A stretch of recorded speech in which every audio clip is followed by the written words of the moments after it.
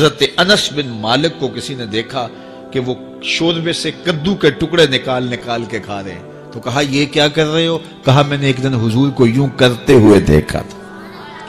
تو طبائع کا اختلاف یہ ایک فطری اختلاف ہوتا ہے، لیکن صحابہ نے اس کو بھی چھوڑا اور حضور کی محبت کے سانچے میں ڈال دیا۔ پھر اس چیز کا انتظار نہیں کیا کہ حضور کا فرمان کیا ہے، حضور کی چاہت پہ اپنے مزاج کو بدلا۔ اللہ اکبر۔ حضور علیہ السلام مدینہ المنورہ کی گلی سے گزر رہے تھے، ایک گنبد نما مکان بن رہا تھا اور ایسے مکان حضور کو پسند نہیں تھے۔ تو آقا کریم علیہ السلام نے پوچھا یہ مکان کس کا ہے؟ کہا فلاں انصاری کا ہے۔ حضور گزر گئے، چہرے پہ تھوڑے سے ناگواری آثار حویدہ ہوئے۔ کسی نے اس صحابی کو بتا دیا کہ حضور گزرے تھے، تیرے مکان کو دیکھا، شاید پسند نہیں آیا۔ 2-4 دن کے بعد حضور دوبارہ گزرے، دیکھا کہ وہاں ملبے کا ڈھیر پڑا ہوا تھا۔ فرمایا اس صحابی کو بلایا گیا، کہا میں پرسوں ترسوں گزرا تھا، تیرا مکان دیکھا تھا، یہ کیا ہوا؟ عرض کی میں نے گرا دیا ہے۔ فرمایا کیوں؟ عرض کی سنا تھا آپ کو پسند نہیں، سنا تھا آپ کو پسند نہیں۔ میں اور آپ دیکھیں ہمارا کیا کیا حضور کو پسند، سر سے لے کر پاؤں تک، نجی زندگی سے لے کے سیاسی زندگی تک، اپنے امور ذات سے لے کر کے اپنی معاشرتی زندگی تک، ہمارا کیا کیا حضور کو پسند نہیں، اور ہر وہ چیز بدل دیں جو حضور کو پسند نہیں۔ محمد دی زیارت محمد دے رنگ وچ، اے ٹھگ بازیاں جانے پیارا محمد صلی اللہ علیہ وسلم۔ میرے شیخ کامل کا ایک شعر ہے، اور وہ شعر اتنا وزنی ہے کہ اگر میرے پاس جواہر لال موتی ہوں اور میں ایک پلڑے میں ڈال دوں اور ایک پلڑے میں یہ شعر رکھ دوں تو یہ شعر پھر بھی بھاری ہوگا۔ یاری لا تو پاک نبی سنگ، اے پر پوری یاری، پھر درود قبول ہے تیرا لکھ نہ لوں ایک واری۔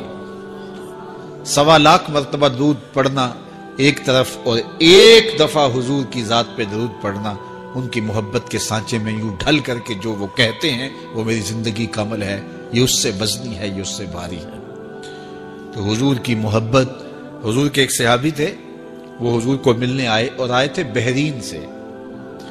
اچھا، انہوں نے حضور کو سلام کیا تو حضور نے رخ پھیر لیا، ناراضگی کا اظہار کیا۔ تو وہ سمجھے کہ شاید حضور نے ایسے ہی رخ پھیرا، تو جدھر حضور نے رخ پھیرا وہ ادھر جا کے سلام کرتے ہیں، تو حضور نے پھر رخ پھیر لیا۔ سمجھ گئے کہ حضور ناراض ہیں۔ اب انہیں سمجھ یہ نہیں آ رہی تھی کہ ناراضگی کا سبب کیا ہے۔ وہ اصحاب رسول سے پوچھنے لگے کہ حضور مجھ سے ناراض لگتے ہیں، آپ میں سے کوئی بتا سکتا ہے کہ حضور کیوں ناراض ہے؟ اللہ اکبر۔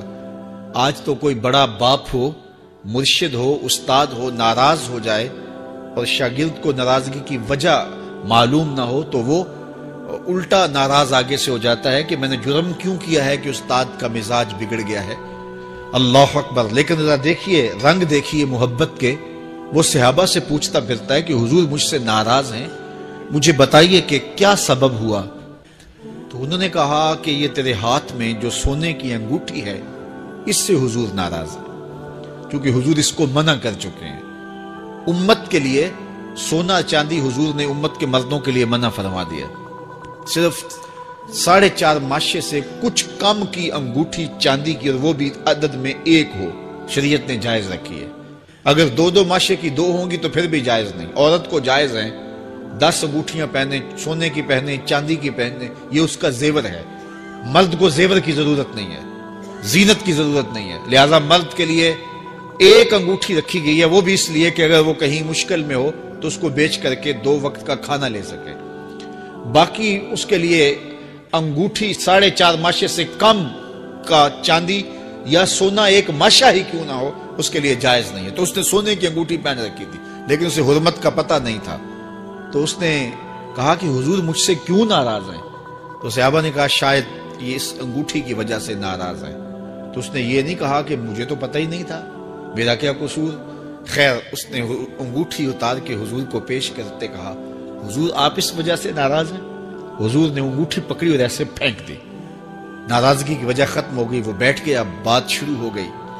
اللہ اکبر۔ جب سلسلہ کلام ہوتا رہا، جب مجلس برخاست ہوئی، لوگ اٹھ کے گھروں میں جانے لگے، وہ بھی اٹھا اور الٹے پاؤں سے پیچھے چلا، تو کسی نے اس کو کہا وہ انگوٹھی تو اٹھا لو، سونے کی انگوٹھی ہے، قیمتی ہے، چلو تمہارے لیے پہننا جائز نہیں، تمہاری بیوی کے لیے تو جائز ہے۔ تو اس نے کیا جواب دیا سنیے، اس نے کہا واللہ لا آخذہ وقد طرحہ رسول اللہ صلی اللہ علیہ وسلم، اللہ کی قسم میں اس انگوٹھی کو کبھی بھی نہیں اٹھاؤں گا جس کو میرے حضور نے پھینک دیا ہے۔ تو یہ تھی ان کی محبت، یہ تھا ان کا انداز۔ تو آئیے میں اور آپ حضور سے اگر محبت کرتے ہیں تو حضور علیہ السلام کا طرز زندگی، حضور کا انداز معاشرت اختیار کریں۔ کثرت کے ساتھ مائیں بہنیں بیٹیاں بھی موجود ہیں، وہ بھی اپنی اولادوں کی تربیت اس نہج سے کریں کہ وہ حضور کی سنت، حضور کی سیرت اور حضور کی اتباع کے سانچے میں ڈھل جائیں۔ زندگی کا مقصد ہی یہی ہے۔ آئے، بڑے ہوئے، جوان ہوئے، بوڑھے ہوئے، چلے گئے، ہم سے پہلے بھی چلے گئے، ہم بھی چلے جائیں گے، بعد میں آنے والے بھی چلے جائیں گے، لیکن حقیقی کامیابی اس کو نصیب ہوئی جس نے اس دنیا پہ آ کے دنیا کی زندگی کے مقصد کو سمجھا۔ ہم آئے کیوں تھے، زندگی کس لیے ہمیں دی گئی تھی۔ اکبر الہ آبادی نے کیا ستھری تنقید کی تھی، کیا بتائیں احباب، کیا کارنمایاں کر گئے، بی اے کیا، نوکر ہوئے، پینشن ملی اور مر گئے۔ یہ کوئی کام نہیں ہے، ہماری زندگی کا کوئی مقصد ہے جس لیے ہم انسان ہیں، اشرف المخلوقات ہیں۔ دیکھیے گدھا سارا دن بوجھ اٹھاتا ہے، اللہ اکبر۔ میرے صاحب نے ایک گدھے سے بھی ایک موازنہ کیا ہے کہ سارا دن جو ہے وہ بوجھ اٹھائے اور کام کرے، اور پھر مالک اس کو غذا بھی نہ دے، وہ جا کے روڑیوں سے اور باہر سے جا کے چر کے پھر آ کے کام مالک کا کرے، مالک اس کو دے بھی نہ، اور وہ باہر سے کھا کے آئے اور کام مالک کا کرے۔